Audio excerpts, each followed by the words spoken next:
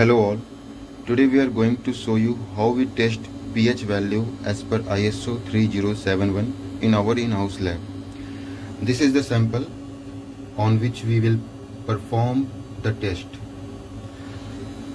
The main purpose of this test is to find out the pH value of the textile product, as this will affect the environment health as well as human health. For this we have required instruments and consumables, which are pH meter, which have a glass electrode, lab sucker, distilled water, droppers, KCl solutions, buffer 7 buffer tablet and buffer solution, buffer tablet 4 and solution, buffer tablet 9 and solution, conical flasks, beaker, petri dish and glass rod. And this is weighing balance to weigh samples. Now we are going to show you how we prepare samples for testing. तो सबसे पहले हम sample receive होता है उसको identify करते हैं कि इसमें हमारे कितने नंबर्स ऑफ सेट्स यूज़ हुए हैं. तो अब इसको हम कट करके देखते हैं. तो अब हम इस सैंपल को कट कर रहे हैं. इस सैंपल को हमने दो मल्टीपल जगह से कट किया है फॉर बेटर टेस्ट रिजल्ट, जिसमें से हमारे दो सेट यूज़ हो रहे थे, जिसे हमने 5x5 mm के चिप्स के फॉर्म में कट करके सेपरेटली रख लिया है. अब हम इसे वेइंग मशीन पे वेट करेंगे 2 ग्राम. सैंपल को वेइंग मशीन के पास ले आए हैं जिसका हम वेट करेंगे. जिस सैंपल को हमने नाम दिया हुआ है I001, इसको हमने नाम दिया है, और इसका सैंपल का नाम दिया है I002. अब हम इस सैंपल को वेट करेंगे फॉर सैंपल 1, जिसका वेट होना चाहिए 2 ग्राम प्लस माइनस 0.05. वेट करने से पहले हम एक सिक्योर करेंगे कि हमारा वेइंग बैलेंस टेयर पे होना चाहिए, 00 होना चाहिए.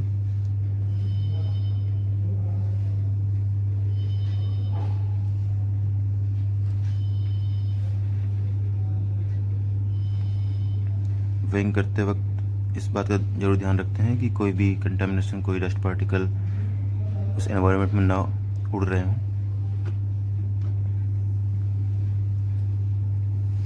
क्योंकि पीएच टेस्ट काफ़ी सेंसिटिव टेस्ट होता है. इसमें सफाई का बहुत ही खास ध्यान रखना पड़ता है.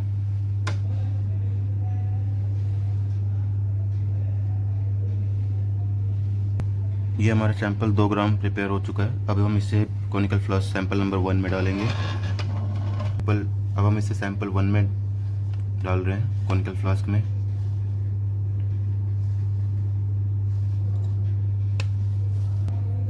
ये हमारा सैंपल 1 प्रिपेयर हो चुका है. अब इसी तरीके से हम सैंपल I001 का सैंपल 2 प्रिपेयर करेंगे.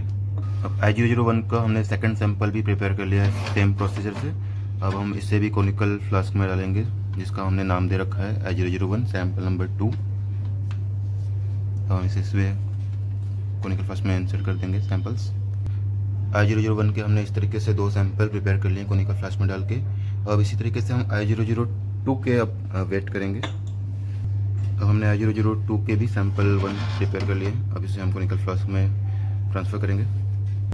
ये I002 का सैंपल नंबर 2 भी हमने वेट कर लिया है 2 ग्राम. अब हम इसे कॉनिकल फ्लास्क में ट्रांसफ़र करेंगे. I002 सैंपल नंबर 4 हमने सैंपल I002 के 2 और सैंपल प्रिपेयर कर लिए हैं, I0023, I0024. अब हम चलते हैं KCl प्रिपरेशन के लिए 0.1 मोल के लिए, जिसके लिए हम 7.455 ग्राम KCl लेंगे. चलिए अब हम वो देखते हैं वो कैसे प्रिपेयर करते हैं. तो हम चलें पोटेशियम क्लोराइड सोल्यूशन प्रिपरेशन के लिए. तो हमारा पोटेशियम क्लोराइड का जो मॉलिक्यूलर वेट होता है उसका वेट होता है 74.56. तो अब हमें बनाना है 0.1 मोलारिटी का. तो जिसके लिए हम जो इसका कैलकुलेशन होता है KCl का मतलब फॉर्मूला होता है KCl. तो पोटेशियम का हमारा जो होता है 39.10 मॉलिक्यूलर वेट होता है, और Cl क्लोरीन का होता है 35.45. तो इसका कैलकुलेशन जब होता है 0.1 इंटू 74.55, तो हमारा आता है 7.455. तो चलिए अब हम इसको वेट करेंगे 7.455 ग्राम फॉर 1 लीटर.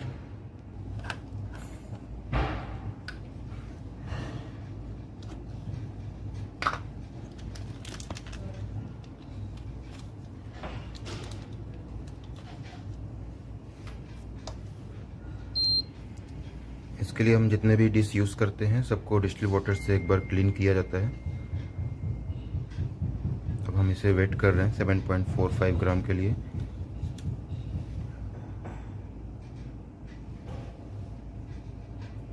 ये हमारा 7.45 ग्राम वेट हो चुका है। अब हम इसे डिज़ोल्व करेंगे 1 लीटर वाटर में।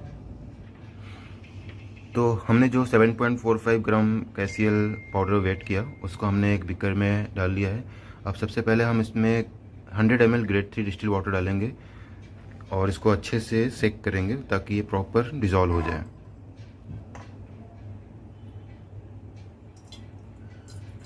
ये हमने 100 ml वाटर डिस्टिल वाटर इसमें डाल दिया है ग्रेड 3 का। अब इसको प्रॉपर सेक करेंगे ताकि ये इसके जो पाउडर है इसमें वो अच्छे से प्रॉपरली डिज़ोल्व हो जाए। इसके डिज़ोल्व होने के बाद हम इसको 1 लीटर पूरा फिल कर लेते हैं। तो ये हमने 1 लीटर सॉल्यूशन प्रिपेयर कर लिया है। अब हम इस सॉल्यूशन का 100 ml जो हमने सैंपल प्रिपेयर किया था I001 I002 के दो सैंपल, उसमें हम ट्रांसफ़र करेंगे 100 ml सॉल्यूशन। तो ये हमने 100 ml सॉल्यूशन बीकर में ले लिया है मेजरिंग सिलेंडर में। अब हम इसे कॉनिकल फ्लास्क में ट्रांसफ़र करेंगे सॉल्यूशन।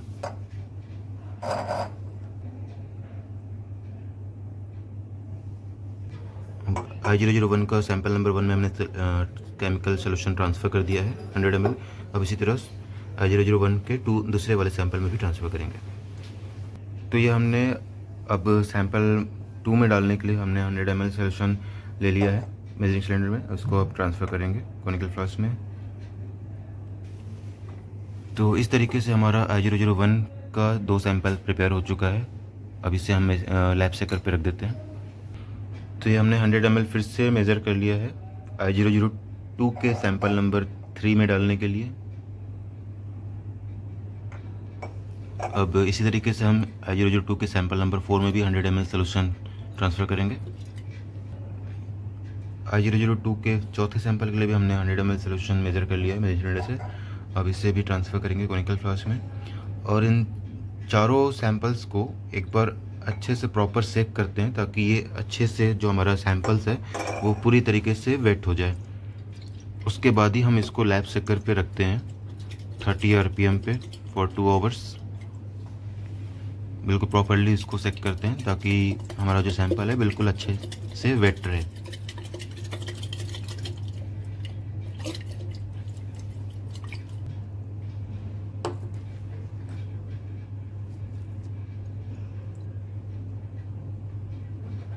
प्रॉपरली इसको वेट कर लेते हैं सैंपल। इस तरीके से हम चारों सैंपल जो हमने तैयार किए चारों को अच्छे तरीके से सेक कर लेते हैं ताकि हमारा सैंपल पूरे वेट हो जाए। अब ये चारों सैंपल हमारे तैयार हो चुके हैं लैब सेकर पे जाने के लिए, जो कि हमारे चारों सैंपल अच्छे तरीके से वेट हो चुके हैं। अब हम इसको लैब सेकर पे रखते हैं 30 RPM फॉर 2 आवर्स। ये हमने चारों सैंपल को लैब सेकर पे रख दिया है।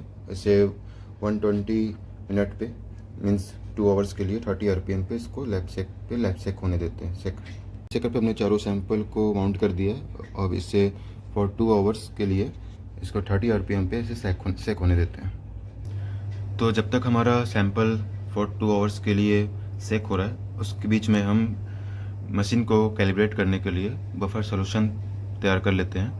बफर सॉल्यूशन पहले हम 7 का टैबलेट जो होता है उसको 100 ml distil water grade 3 distil water में डिज़ोल्व कर लेते हैं प्रॉपरली। फिर उस लिक्विड को हम एक बीकर में भर लेते हैं। उसी तरीके से 4 और 9 के भी हम टैबलेट्स को 100 ml डिस्टिल वाटर में डिज़ोल्व करते हैं और उसको एक बीकर में फिल कर देते हैं। तो अब हम pH meter calibration process start करने जा रहे हैं, जिसमें हमारा जो ग्लास इलेक्ट्रोड है वो 3 mkcl सॉल्यूशन में डिप रहता है। अब इसको निकाल के सबसे पहले हम इसे डिस्टिल वाटर से क्लीन करेंगे।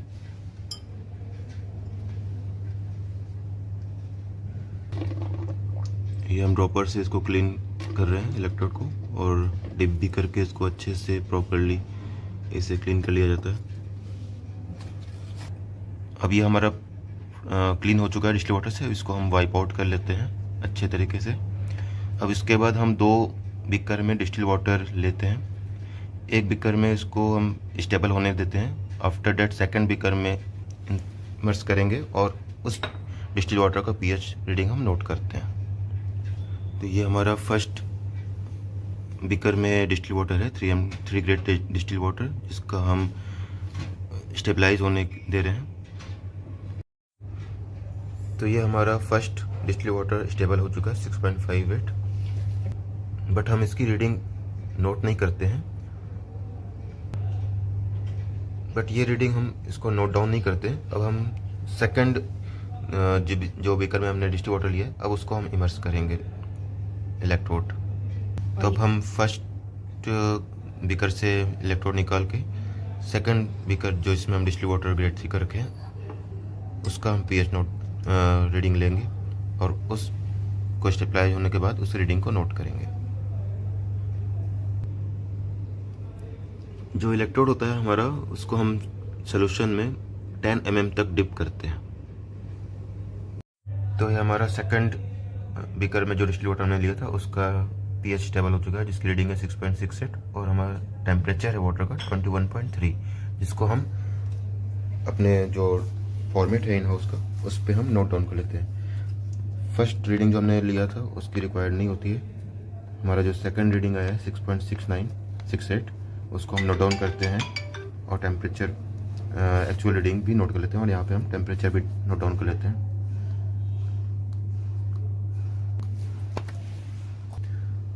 तो अब हम पीएच मीटर को कैलिब्रेशन करने जा रहे हैं। इसके लिए हम सबसे पहले पीएच मीटर पे कैलिब्रेशन मोड ऑन करते हैं, जिसमें हमारा रिक्वायर्ड है सबसे फर्स्टली 7। तो सबसे पहले हम इलेक्ट्रोड को विदाउट वॉश, क्योंकि ऑलरेडी डिस्टिल वाटर में, इसको हम 7 ग्रेड के बफर सोल्यूशन में डालते हैं इलेक्ट्रोड को, क्योंकि अब हमारा लैब चक्कर भी 2 आवर्स कंप्लीट हो चुके हैं, इसलिए अब हम इसे कैलिब्रेशन प्रोसेस स्टार्ट कर दिया है। अब ये हमने इलेक्ट्रोड को 7 बफर सोल्यूशन में इमर्स कर दिया है। अब इससे कैलिब्रेशन हमारा प्रोसेस स्टार्ट हो चुका है। स्टेबल होने के बाद फिर जो नेक्स्ट रिक्वायर्ड होता है 4 बफर सोल्यूशन, फिर उसमें इमर्स करेंगे। तो इसे हम स्टेबल होने का वेट कर रहे हैं। ये हमारा 7 कैलिब्रेशन हो चुका है 7 ग्रेड का। अब हम कैलिब्रेशन 2 4 को इमर्स करेंगे इलेक्ट्रोड को। अब हम इलेक्ट्रोड को 7 वाले बफर से निकाल के 4 बफर सोल्यूशन में इमर्स करेंगे। ये हमने इलेक्ट्रोड को 4 बफर सोल्यूशन में इमर्स कर दिया है। अब ये हमारा कैलिब्रेशन प्रोसेस स्टार्ट हो चुका है। अब ये हमारा 4 पॉइंट बफर सोल्यूशन कैलिब्रेट हो चुका है। अब हम कैलिब्रेशन 3 9 पॉइंट बफर सोल्यूशन में इलेक्ट्रोड को इमर्स करेंगे। ये हमने 4 बफर सोल्यूशन से निकाल के अभी हम ये 9 पॉइंट बफर सोल्यूशन में इमर्स कर रहे हैं इलेक्ट्रोड को। ये हमारा कैलिब्रेशन प्रोसेस 3 स्टार्ट हो चुका है। ये हमारा प्रोसेस कैलिब्रेशन 3 स्टार्ट हो चुका है। ये हमारा कैलिब्रेशन कंप्लीट हो चुका है। Now it's time to find pH of received sample. तो देख सकते हैं कि हमने पहले से भी हमारा ये हो चुका है 2 आवर्स कंप्लीट, और ये बिल्कुल डस्ट फ्री है। पैक होना चाहिए इसका माउथ कोनिकल फ्लास्क के, ताकि इसमें कोई डस्ट पार्टिकल्स ना जाए।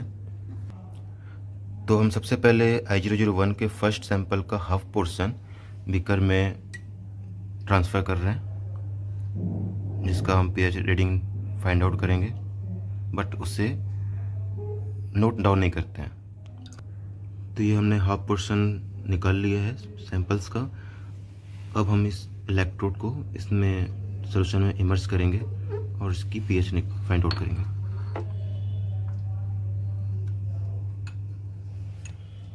जो कि 10 mm तक इसकी रॉड डीप होनी चाहिए। ये हमारा 10 mm तक रॉड डीप है सोल्यूशन में। अब इसके पीएच फाइंड आउट कर रहे हैं हम।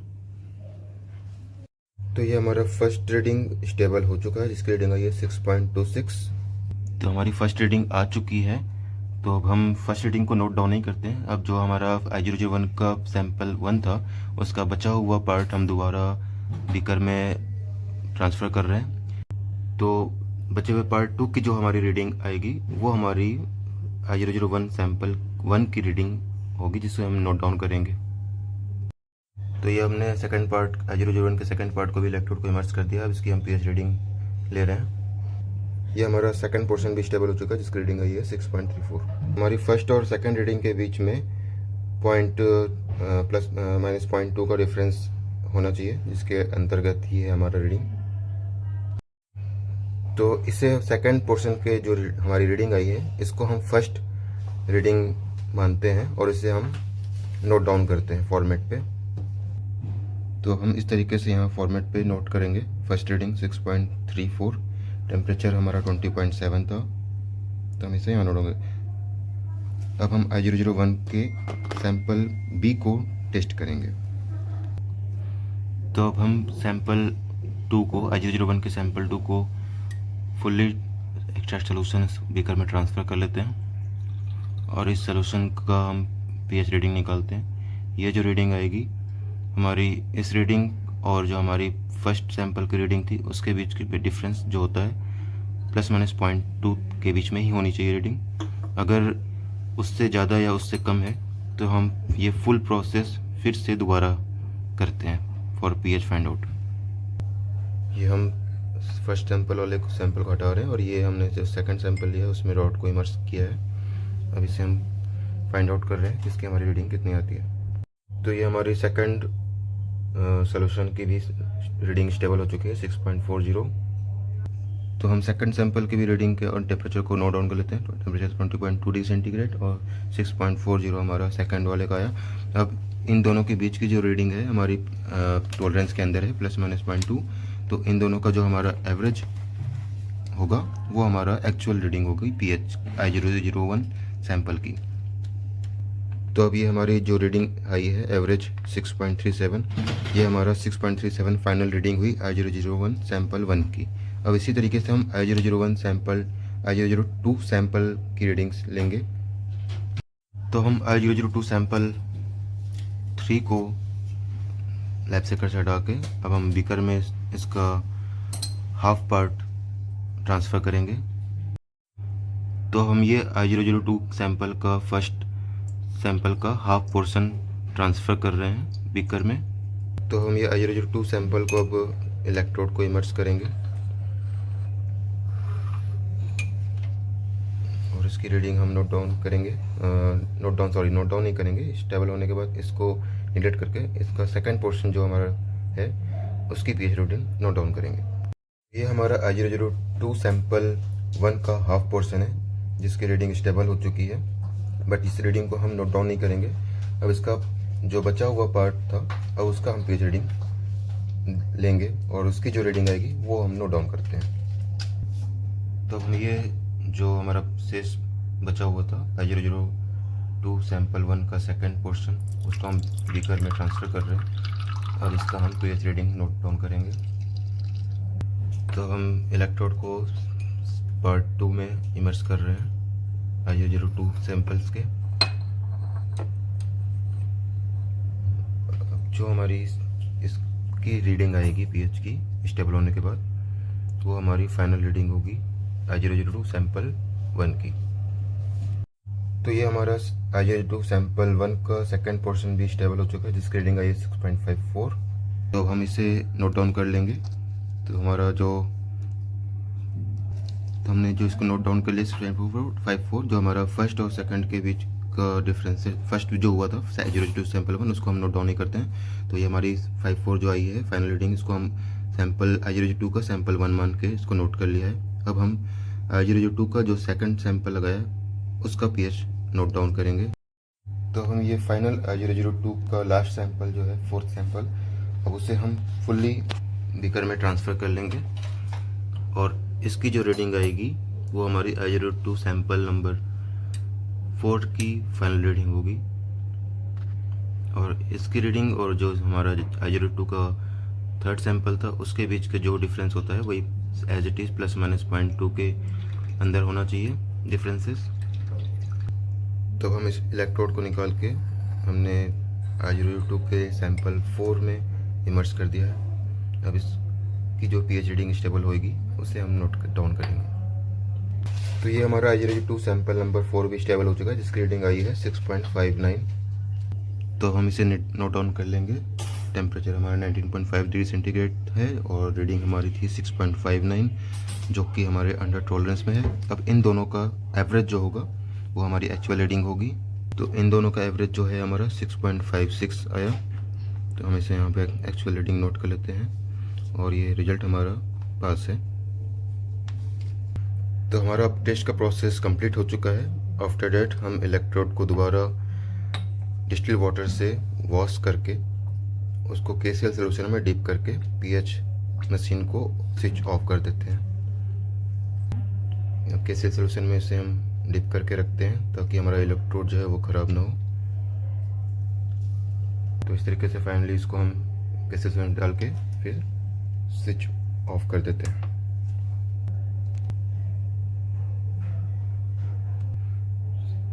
अब हमारा pH का जो टेस्ट प्रोसेस था वो कंप्लीट हुआ। Thank you very much.